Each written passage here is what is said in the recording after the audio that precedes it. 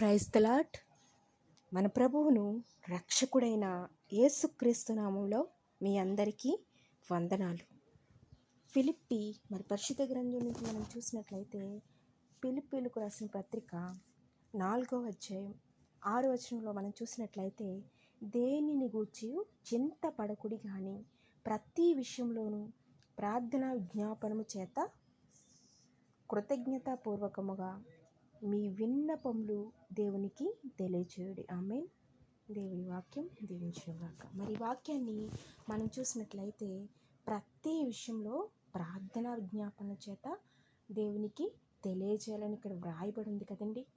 ప్రార్థన చేయడానికి ఇక్కడ మనం బైబిల్లో ఈ వాక్యాన్ని చూసినట్లయితే ఇదే కదండి, వేరే ఒక చోట లూకాసు వార్త 18వ అధ్యాయం 1వ వచనంలో మనం చూసినట్లయితే అక్కడ కూడా ఎంతో చక్కగా విసుకక నిత్యము ప్రార్థించుచుండవలనని వ్రాయబడి ఉంటుంది. ప్రార్థన గురించి బైబిల్లో చాలా చోట్ల వ్రాయబడింది. ప్రార్థనట రహస్యంగా చేయమనుంది. వేషధారుల వల్లే చేయడం కాదు, కానీ రహస్యంగా నీవు ప్రార్థన చేయనప్పుడు నీ తలుపు మూసుకొని ప్రార్థన చేయబడింది. ప్రార్థన ఎలా చేయాలో వ్రాయబడింది. ప్రార్థన ద్వారా దేవునితో మనం మాట్లాడవచ్చు. ఎందుకంటే ప్రార్థన మన జీవితాల్లో చాలా ప్రముఖమైన పాత్ర వహిస్తుంది.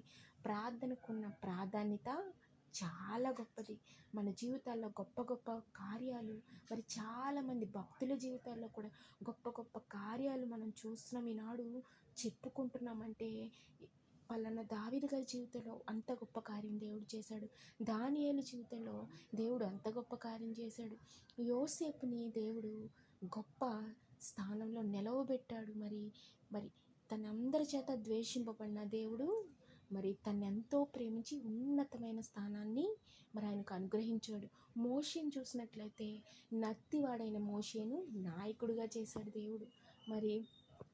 రోమా సైనికుల్లో భయంకరమైనటువంటి మనిషిగా అనేక మందిని, దేవుని బిడ్డని నమ్మినటువంటి అనేక మందిని బాధించి చాలా బాధ పెట్టి భయంకరంగా హింసించిన సౌలుని దేవుడు పౌలుగా మార్చాడు. అలా మనం ఎక్కడ చూసినా బైబిల్ గ్రంథం అంతా కూడా ప్రార్థన ద్వారా విజయాలు పొందుకున్న వారినే మనం చూస్తూ ఉంటాం కదండి. ప్రార్థన అంత ప్రముఖమైన పాత్ర మన జీవితాల్లో వహిస్తున్నప్పుడు ప్రార్థన అనేది మనం ఎందుకు చేయలేకపోతున్నాము? ప్రార్థన మన జీవితాల్లో ఉన్నట్లయితే గొప్ప విజయాన్ని పొందుకుంటాం. బైబిల్ గ్రంథంలో చాలామందిని మనం ఉదాహరణకు తీసుకోవచ్చు. ఎందుకంటే అనేక మంది జీవితాల్లో ప్రార్థన వల్ల హిజ్కియా గారిని చూసినట్లయితే తను చనిపోయే మరణకరమైన పరిస్థితి వచ్చినప్పుడు మరణాన్ని తప్పించడం ఎవరి వశం? ప్రభువైన యేసుక్రీస్తు వలన మాత్రమే మరణం తప్పించబడుతుంది. ఆయన చేతిలో సమస్తం ఉన్నాయండి. ఆయనకు అసాధ్యమైనది ఈ సర్వ సృష్టిలో ఏది లేదు. చనిపోవలసిన ఒక వ్యక్తిని 15 సంవత్సరాల ఆయుష్ కాలాన్ని ఆయనకు అనుగ్రహించాడు. అంత మాత్రమే కాదు, హిజ్కియా ఒకానొక సందర్భంలో ప్రార్థించినప్పుడు భయంకరమైన స్థితిలో ఉన్న హిజ్కియాని దేవుడు ఒకే ఒక్క రాత్రి తను ప్రార్థించినప్పుడు ఆ ఒక్క రాత్రిలో దేవుడు ఎంత గొప్ప విజయాన్ని ఇచ్చాడో మనందరికీ తెలుసు. ప్రార్థన ద్వారా దేవుడు చేయలేని కార్యం అంటూ లేదు. అదే రీతిగా ఏలియా ప్రవక్త ప్రార్థించినప్పుడట 3.5 సంవత్సరాలు భూమి మీద వర్షమే కురవలేదట. మరలా ఆయన తిరిగి ప్రార్థించినప్పుడు వర్షం కురవబడిందని బైబిల్ గ్రంథంలో స్పష్టంగా రాయబడింది. ఇంకొక మాట ఉంటుంది దాంతోపాటే, ఏలియా కూడా మీ వంటి మానవుడే, అయినప్పటికీ దేవుడు ఆయన ప్రార్థనకి జవాబునిచ్చాడు. ఎందుకంటారు దేవుడు జవాబునిచ్చాడు? చాలామంది సాకులు చెప్తూ ఉంటారు. నేను ఆ టైంలో లేవలేకపోతున్నాను ప్రార్థన చేయడానికి. ప్రార్థన అంటే 3 గంటలకే చేయాలి, ప్రార్థన అంటే 6 గంటలకే చేయాలి, ప్రార్థన అంటే ఫలానా టైంలో చేయాలి అని దేవుడు ఎప్పుడు కూడా ఈ టైంలోనే మీరు ప్రార్థించండి లేకపోతే నేను బిజీ అయిపోతానని దేవుడు ఎప్పుడైనా చెప్పాడండి? చెప్పలేదు. ఆ టైం ప్రముఖమైనదని చెప్తారు. ఆ టైం చాలా మంచిది, 3 గంటలు ఓకే. ఆ టైంలో ప్రార్థిస్తే చాలా గొప్ప కార్యాలు జరుగుతాయి, నేను కాదను, నిజంగా జరుగుతాయి. కానీ మరి దేవుడితో మనం మాట్లాడడానికి సమయం అంటూ లేదండి. ఏ సమయంలో అయినా నువ్వు పిలిస్తే ఆయన పలుకుతాడు. మరి ఈ లోకంలో మనం జీవిస్తున్నప్పుడు కొంతమందిని మనం కలవాలంటే కొన్ని సమయాలు ఉంటాయి, లేకపోతే అపాయింట్మెంట్ కావాలంటారు. ఈ రోజుల్లో డాక్టర్స్ కూడా అపాయింట్మెంట్ ఉంటేనే కానీ చూడట్లేదు కదండి. కానీ దేవుడు అలా కాదు. దేవుడు నేను పలానా టైంలో నీకు అపాయింట్మెంట్ ఇస్తాను, పలానా టైంలో నేను ఖాళీగా ఉంటాను, పలానా టైంలో నేను ఫ్రీగా ఉంటాను, నువ్వు అప్పుడు నాతో మాట్లాడొచ్చు, నువ్వు అప్పుడు నాతో మరి ఏదైనా నీ విన్నపాన్ని తెలియచేయచ్చు. నువ్వు ఎప్పుడు పడితే అప్పుడు నువ్వు ప్రార్థిస్తే నేను పలకలేను, నువ్వు ఎప్పుడు పడితే అప్పుడు ప్రార్థిస్తే నీ ప్రార్థన వినడానికి నాకు తీరిక లేదు అని చెప్పలేదండి మన యేసయ్య. ఏ టైం అయినా, ఏ సమయమైనా, ఏ గడి అయినా నువ్వు ప్రార్థిస్తే ఆయన వినడానికి సిద్ధంగా ఉన్నాడు. వినడమే కాదండి, మన యేసయ్య సమాధానం ఇస్తాడు. నీ హృదయంలో దేనికోసం నువ్వు చింతిస్తున్నావు, నీ హృదయంలో దేనికోసం నువ్వు ఆయన అడుగుతున్నావు, నీ హృదయ వేదన అంతా ఆయనకు తెలుసు. నువ్వు అడగక ముందే నీ ప్రతి అక్కర ఆయన ఎరిగి ఉన్నాడు. కాకపోతే తన బిడ్డ అడగాలని ఆయన చూస్తున్నాడు, తన బిడ్డగా నువ్వు అడగాలని ఆయన చూస్తున్నాడు.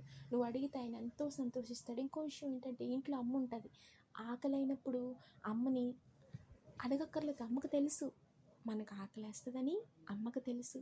మరి పొద్దున్న టిఫిన్ చేస్తుంది అమ్మ, మధ్యాహ్నం భోజనం వండుతుంది, సాయంత్రం మళ్ళీ భోజనం ప్రిపేర్ చేస్తుంది అమ్మ కదా. మరి ఇన్ని చేసినప్పుడు కూడా అమ్మని అమ్మ ఒక సామెత ఉంటుంది కదండి, అడిగితే కానీ అమ్మైనా అన్నం పెట్టదంటారు. మరి అలా అని నేను అనట్లేదు, కానీ దేవుణ్ణి మనం ఎప్పుడైతే అడుగుతామో, అడిగిన వెంటనే చూడండి, బైబిల్లో ఒక మాట ఉంటుంది, అడుగుడి మీకు ఇవ్వబడును, వెతుకుడి మీకు దొరుకును, తట్టుడి మీకు తీయబడును. మీరు అడగండి 3 గంటలకి దేవుడు ఇస్తాడు, మీరు అడగండి 2 గంటలకి దేవుడు ప్రార్థన వింటాడు అని ఎక్కడైనా వ్రాయబడిందా? ఎక్కడ వ్రాయబడలేదు. నేను అంటాను, నీ పరిస్థితి బాగున్నప్పుడు, నువ్వు హ్యాపీగా ఉన్నప్పుడు ప్రార్థించు, మర్చిపోకు. నువ్వు బాధలో ఉన్నప్పుడు, భయంకరమైన ఇరుకులో, ఇబ్బందుల్లో, శోధనలో ఇరుక్కుపోయి బయటికి రాలేను అనేటువంటి భయంకరమైన పరిస్థితుల్లో కూడా ప్రార్థించు. నువ్వు ప్రార్థించడం మాత్రం మరిచిపోకు. ఎల్లవేళలా, అనుదినం, అనుక్షణం, ప్రతి నిమిషం నువ్వు మోకరించే ప్రార్థించమని నేను అనట్లేదు, కానీ నీకు వీలుగా ఉన్నప్పుడు మోకరించి ప్రార్థించు.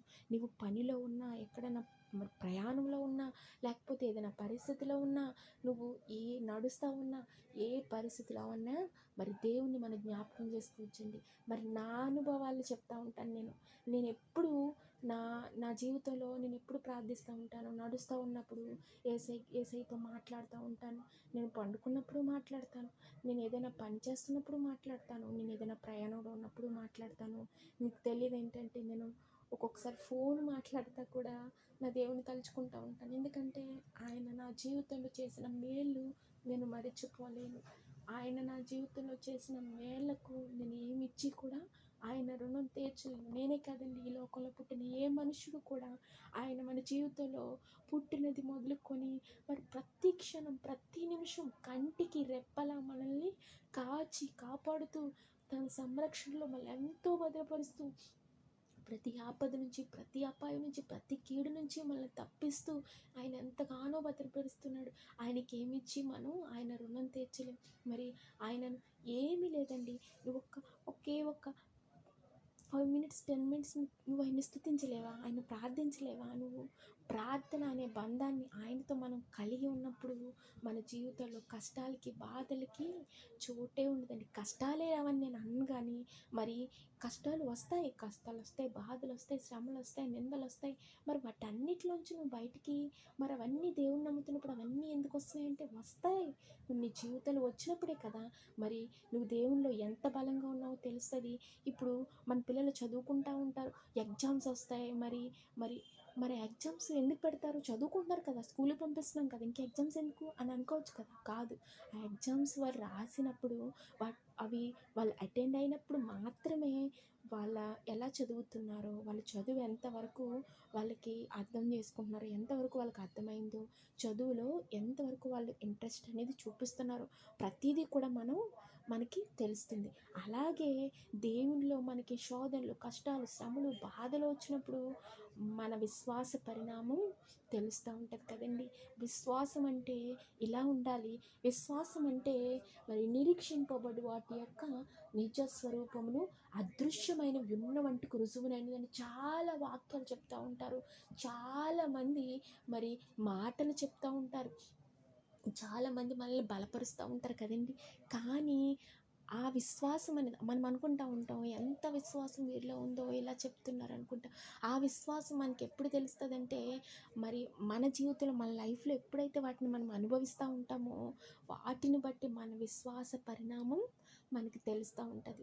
మన జీవితాల్లో కష్టాలు, బాధలు, శ్రమలు వచ్చినప్పుడు ఏడుస్తా మూలను కూర్చోవడం కాదు కానీ, బాధపడటం కాదు కానీ, దేవా నా జీవితంలో ఇవి ఎందుకు పెట్టావు, నన్ను ఎందుకు నువ్వు ఇంత బాధపడుతున్నావు, నన్ను ఎందుకు నువ్వు ఇంత శ్రమ పెడుతున్నావు, నా జీవితంలో ఈ కష్టాలు ఎందుకు ఎలా చేసావు అని అడగడం కాదు కానీ, ఈ కష్టాల ద్వారా నాకేం నేర్పిస్తున్నావు తండ్రి, వీటి ద్వారా నేను ఏం నేర్చుకోవాలని అడగండి దేవుణ్ణి. గొప్ప ఆశీర్వాదాలు, తద్వారా గొప్ప మరి దీవెనలు మీరు పొందగలుగుతారు. నేనంటాను, కష్టాలు నీ జీవితంలో వస్తున్నాయి, బాధలు నీ జీవితంలో వస్తున్నాయంటే నువ్వు బాధపడకు, స్తుతించడం మొదలుపెట్టి. ఎందుకంటే నీ దేవుడు నీ కష్టాలని, బాధల్ని సంతోషంగా మార్చబోతున్నాడు. ఎందుకంటే కీడు నీ మేలుకే. మరి కీడు వచ్చిందంటే కీడు వెనుక మేలు దాచి ఉంచే దేవుడు. ఆమేన్. మరి నీవు నమ్మినట్లయితే ఈ దినాన్ని మరి మనం అందరం కూడా మరి సాకులు చెప్పడం మాని, ఆ టైంలో నాకు కుదరట్లేదు అని చెప్పడం మాని, నువ్వే సమయంలో చేయగలవో నీ సమయాన్ని దేవునికి ఇవ్వడం మొదలుపెట్టు. నీ జీవితంలో నీ ప్రథమ స్థానాన్ని, నీ ఫస్ట్ ప్రయారిటీ ఆయనకి ఇవ్వడం నువ్వు ఎప్పుడైతే స్టార్ట్ చేస్తావో నీ జీవితాన్ని మార్చడం ఆయన కూడా స్టార్ట్ చేస్తాడు. మొత్తం మారిపోద్దండి. ఏ పరిస్థితి అయినా, ఎవ్వరు సరిచేయలేని పరిస్థితి అయినా, ఎవ్వరు మార్చలేని స్థితిగతులైనా దేవుడు మారుస్తాడు. ఎండమావుల్ని నీటి ఊటలుగా చేసిన దేవుడు నీ జీవితాన్ని చిగురించలేడా? మోడైన నీ బ్రతుకును మరి ఆయన చిగురించలేడా? నేను ఒకే ఒక మాట, మరి ఎర్ర సముద్రాన్ని దేవుడు 2 పాయలుగా చేసి, 6 నెలగా చేసి జనులను నడిపించాడంటే తన ప్రజలని. నీ జీవితంలో ఏ కష్టాల్లో మునిగిపోయో నాకు తెలియదు, ఏ బాధల్లో మునిగిపోయో నాకు తెలియదు, ఏ ఇబ్బందులైతే నీకున్నాయో, ఏ బాధలు నువ్వు తట్టుకోలేకపోతున్నావో, ఏ శ్రమల గుండా నువ్వు వెళ్తున్నావో నాకైతే తెలియదు. కానీ నువ్వు నమ్మిన దేవునికి సమస్తం ఎరిగిన దేవుడైన ఆయన నువ్వు నమ్ము. ఈ క్షణమే, ఈ సమయంలోనే నువ్వు నీ బాధలన్నిటిని, నువ్వు ఏదైతే ఫేస్ చేస్తున్నావో వాటన్నిటినీ ఈ క్షణాన్ని ఆయన చేతులకు అప్పగించు. మరి తద్వారా గొప్ప ఆశీర్వాదాలు పొందుతావు. వాటన్నిటి నుంచి నువ్వు విడుదల పొందుతావు. మరి నమ్మినట్లయితే మరి ఇది నువ్వు ప్రార్థించడం మొదలుపెట్టు. దేవుడి కొద్ది మాటలు దేవుడు దీవించును గాక. God bless you. ఆమేన్.